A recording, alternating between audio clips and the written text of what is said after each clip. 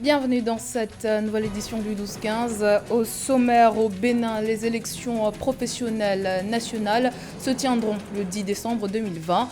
Les travailleurs salariés sont appelés à voter pour les confédérations et centrales syndicales de leur choix afin de désigner leur interlocuteur valable auprès du gouvernement et du patronat. L'Organisation internationale de la francophonie célébrait le 3 novembre les 20 ans de la déclaration de Bamako. À cette occasion, l'OIF organise un cycle de conférences virtuelles sur des questions relatives aux droits de l'homme, aux libertés fondamentales et à la démocratie. La première conférence aura lieu ce mardi 10 novembre.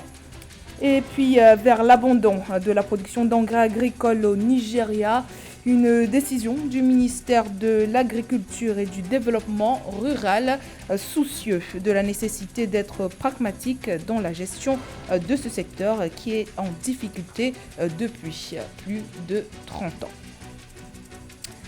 Mais tout d'abord, les procureurs ivoiriens poursuivent plus d'une douzaine de chefs de l'opposition pour sédition et actes de terrorisme, entre autres. Ces derniers ont boycotté le scrutin présidentiel du 31 octobre, au cours duquel le président Alassane Ouattara a remporté un troisième mandat que ces derniers jugent inconstitutionnel. Samedi 7 novembre, Angéline Kili, l'épouse du chef de l'opposition ivoirienne et ancien Premier ministre Pascal Affi N'Guessan, a confirmé son arrestation intervenue le 6 novembre pour avoir créé un gouvernement rival après la victoire électorale du président sortant Alassane Ouattara. Maurice Guy Kawe, le numéro 2 du PDCI, a également été arrêté avec 5 autres personnalités du parti. Dans un communiqué, le PDCI exige leur libération et dénonce également des expéditions punitives contre les militants et l'occupation par les forces de l'ordre du siège du parti qui se trouve dans le quartier de Cocody à Abidjan. L'atmosphère politique est de plus en plus délétère dans le pays. Cette saison électorale, plus de 10 personnes sont mortes dans des affrontements. L'Agence des Nations Unies pour les réfugiés a déclaré que plus de 3200 personnes avaient fui vers le Libéria, le Ghana et le Togo voisins, craignant les violences comme en 2010. Plusieurs fois avortée, la troisième édition des élections professionnelles du Bénin aura finalement lieu le 10 décembre 2020. Les Béninois connaîtront sous peu les centrales et confédérations syndicales les plus représentatives du pays. Le vote se fera de manière électronique. Des conditions d'organisation de cette troisième édition qui suscitent des réserves de certains travailleurs réunis au sein du comité confédéral national, notamment les précisions dans ce reportage de notre correspondant Leftion. Les travailleurs salariés iront aux urnes pour le compte de l'élection professionnelle le 10 décembre 2020 au Bénin. Ils doivent aller voter pour les confédérations et centrales syndicales afin de choisir leurs représentants auprès du gouvernement et du patronat. Réunis au sein du comité confédéral national CCN, au regard du dispositif organisationnel annoncé, des travailleurs s'inquiètent d'une nomination en vue par le gouvernement de leurs représentants. Ce que poursuit le président Patrice Talon, c'est la mise d'un dispositif de force syndicale à sa solde, prête à saboter les luttes des travailleurs. Or, pour nous à la CSTB, notre participation à toute élection professionnelle est motivée par la défense des revendications des travailleurs salariés devant le patronat et les institutions étatiques. Le vote électronique et la Commission électorale nationale autonome Sénat sont introduits par le gouvernement dans l'organisation de l'élection professionnelle. Des dispositions contraires au décret du 23 septembre 2020 portant modalité d'organisation des élections professionnelles selon le comité confédéral national. C'est de la fraude électorale, comme ce fut pendant des élections communales et municipales passées. Le gouvernement a encore changé les règles du jeu au cours du jeu. C'est inadmissible et intolérable. Deux groupes de confédérations et centrales syndicales se dessinent dans le pays à l'approche de cette élection. un qui assume la ligne du syndicalisme révolutionnaire et les autres targués de soutien du gouvernement et qui contrôlent la grande partie des secteurs économiques rentables et le patronat. A noter que le CCN pour sa part milite entre autres pour l'abrogation des lois dites scélérates, la suppression de toutes les décisions arbitraires de radiation des travailleurs salariés et la libération de responsables syndicaux. L'Organisation internationale de la francophonie se mobilise pour le 20e anniversaire de la déclaration de Bamako sur la démocratie, les droits et les libertés. Des réunions virtuelles vont marquer l'occasion. La première, qui se tiendra ce mardi 10 novembre, portera notamment sur l'évolution de la démocratie dans l'espace francophone. Les détails avec Nathalie Mo.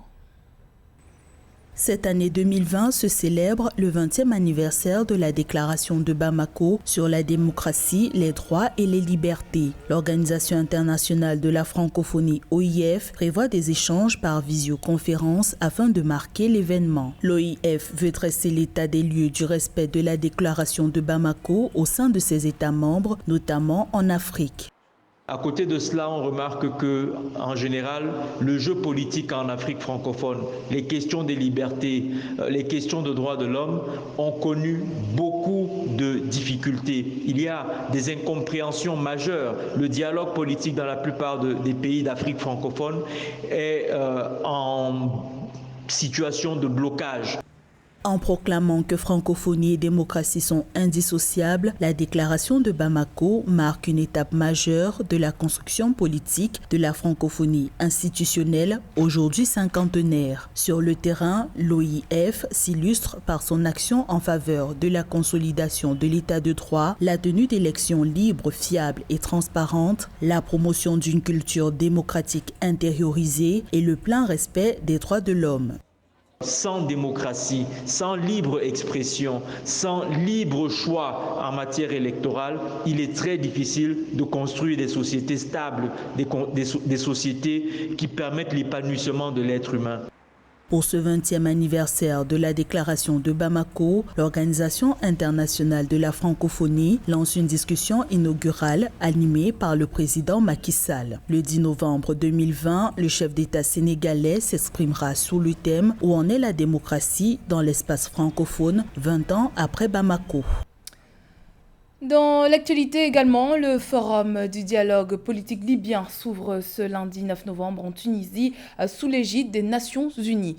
Objectif, unifier les Libyens profondément divisés depuis 2011 sous un seul exécutif.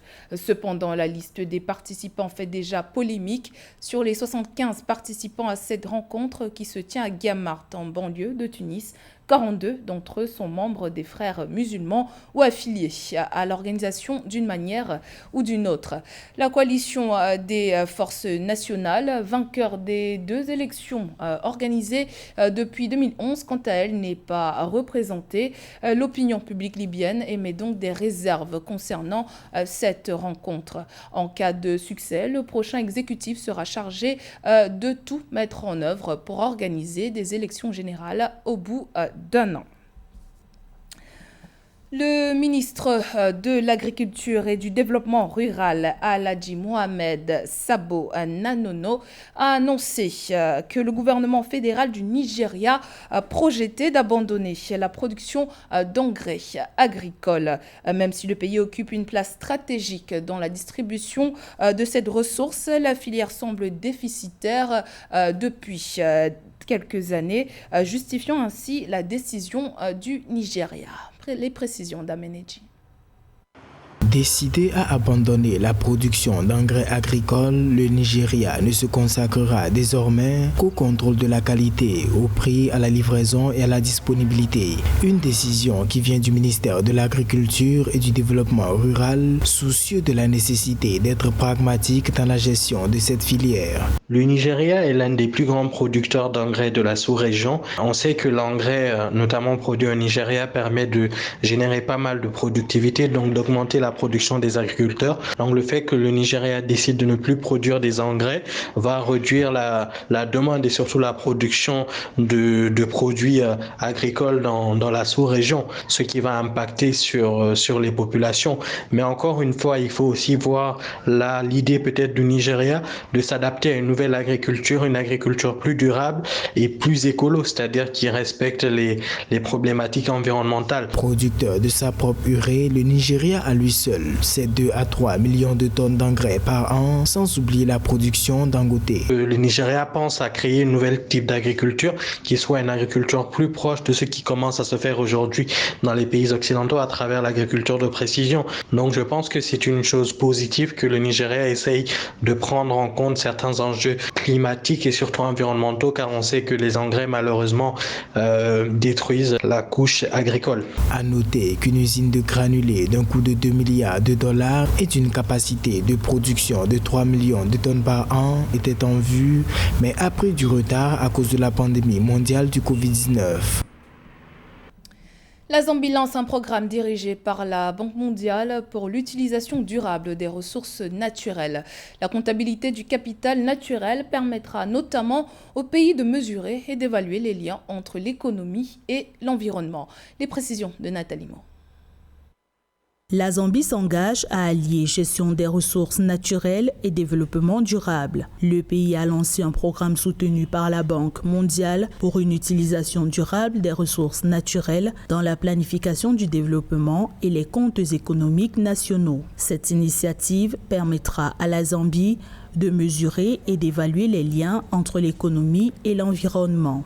Les pays mesurent la croissance économique par le produit intérieur brut, PIB. Cependant, il est clair que le PIB n'est pas un indicateur suffisant de durabilité car il n'évalue pas le coût de la dégradation de l'environnement et ne reconnaît pas comment les ressources naturelles s'épuisent dans la poursuite du développement économique. La Zambie veut désormais miser sur le développement durable dans la gestion des ressources forestières, foncières et hydriques. Pour les autorités zambiennes, il était important d'incorporer la pleine valeur des services écosystémiques dans la richesse du pays grâce à la comptabilité du capital naturel. On sait que dans des pays comme la Zambie, il y a de l'exploitation minière qui se fait. Donc ça permet d'améliorer, en tout cas d'étudier la dégradation des terres, la dégradation de l'environnement aussi à travers des gaz à effet de serre. Donc ça permet de prendre en compte différents aspects, que ce soit socio-environnementaux, contrairement au PIB. C'est des indicateurs qui sont assez proches du PIB vert. Dans le cadre du programme Wealth Accounting and Evaluation of Ecosystem Services de la Banque mondiale, la Zambie possède désormais 6 comptes. Il s'agit de domaines dans lesquels l'institution financière internationale va accompagner le pays dans le développement de potentialités encore inexploitées. De la culture à présent, avec la découverte des romans « L'avenir est dans ma tête et on arrivera toujours quelque part » de l'auteur Henri Djombo, qui est également le ministre d'État et ministre de l'Agriculture de la République du Congo. Des ouvrages riches dans lesquels il dénonce les travers de la société. Un sujet de la rédaction. Les œuvres d'Henri Djombo présentées et dédicacées ce samedi 7 novembre à l'université Mariangouabi, « L'avenir est dans ma tête, on arrivera toujours quelque part », sont ses 7e et 8e romans. Le premier retrace l'évolution sociale, intellectuelle et sentimentale d'Evizela, depuis son village natal encelé jusqu'au gratte-ciel de New York et aux lumières de Brasilia. Evazela reçoit de l'institution qui l'emploie la difficile mission de convaincre les populations du Sud de l'universalité de la démocratie. Vos encouragements m'amènent à continuer à écrire. Pas parce que je viserai la gloire. Nous avons des choses qui nous oppriment et dont nous avons besoin de nous dégager en les lâchant, en les partageant avec les autres, de manière à ce que nous nous accordions sur une certaine démarche. Dans le second titré « On arrivera toujours quelque part », Laura, fille unique, se retrouve dans la rue suite au harcèlement infligé par ses parents.